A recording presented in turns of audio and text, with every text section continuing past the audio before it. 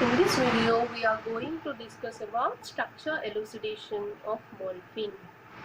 First, the morphine sample undergone the chemical degradation. Based from that, we came to know the molecular formula of morphine as C17H19NO3. Now we are doing various tests on the morphine and we have to identify the structure.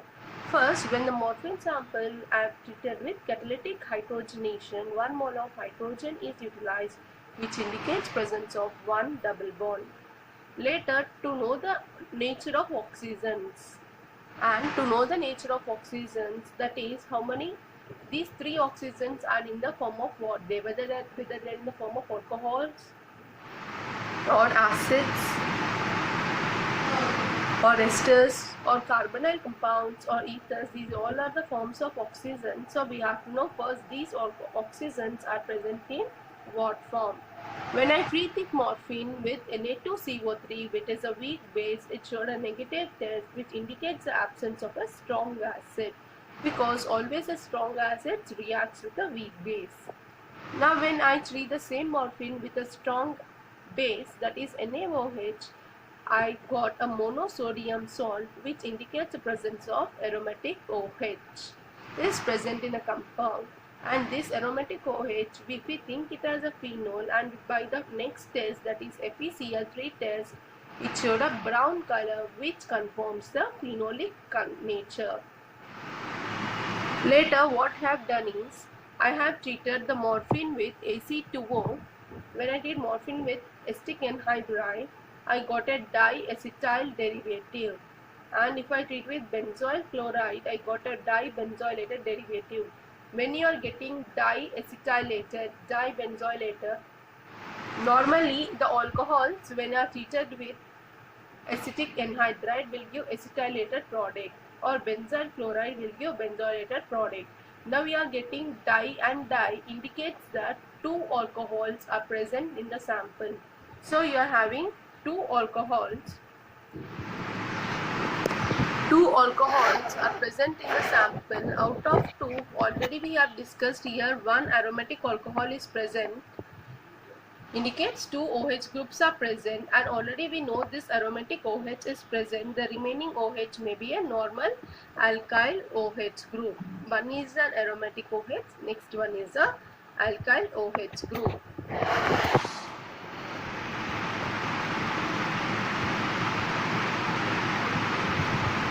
Now we will know that alkaline OH, that is nothing but normal carbon OH, that is in which form, whether it is a primary alcohol, secondary alcohol, tertiary alcohol. We will do some test and know the nature of that aliphatic OH. Here what I am doing, I have took morphine and I treated with methyl iodide in the form of base.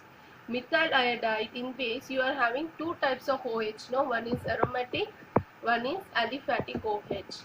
This methyl iodide will always react with, you are having two OHs in the morphine. How many OHs are there? Two OH groups are there. Out of two OH group, one is of aromatic OH, one is of aliphatic OH. Out of these two OH groups, what will happen is, when I treat with methyl iodide, aromatic OH will react fastly, and this is converted to aromatic OMe. Out of two OHs, one is converted into OMe. Always aromatic OH will react fast. I've converted it to OMe. Later you have OH alcohol. That molecular formula is codeine. When morphine treated with methyl iodide in the presence of base, I got codeine. Now next what I am doing is, I have treated this codeine with CrO3. CrO3 is an oxidizing agent which will convert the another alcohol. It will be oxidize this alcohol to ketone. As ketone is formed in the reaction, indicates that secondary alcohol is present. Primary alcohol will do aldehyde, secondary alcohols with CrO3 will give ketones, and tertiary alcohol will not react with CrO3. So based on this, we confirm as ketone is formed in the reaction, secondary alcohol is present. Later, when we do treat morphine with HBr, I got a monobrominated product, and PCl5, I got a monochlorinated product. These both indicates the presence of secondary alcohol. Now, what we have done here, when treating morphine with zinc dust. When I treat morphine with zinc dust, I got a phenanthracene derivative. This phenanthracene indicates that the skeletal structure of morphine can be this one. Later, they have done how many oxygens we have came to. We came to out of 3 oxygens. We know that 2 oxygens are alcohol. One is a aromatic alcohol. Second one is a secondary alcohol. We don't know whether the third oxygen is in odd form. The third oxygen, for knowing the nature, we have done all tests and all the oxygen tests came negative, which indicates that oxygen may be in the form of a ether form. So out of 3 alcohols, out of 3 oxygens, 1 oxygen in the form of aromatic OH, second oxygen is in the form of aliphatic OH. That also we came to know that is a secondary alcohol, and third oxygen is in the form of ether.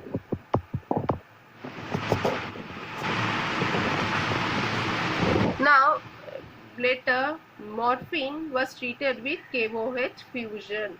When I treat morphine with KOH fusion, I got an aromatic ring with both alcohols here and opposite COOH, which indicates that the first ring in the morphine is aromatic in nature.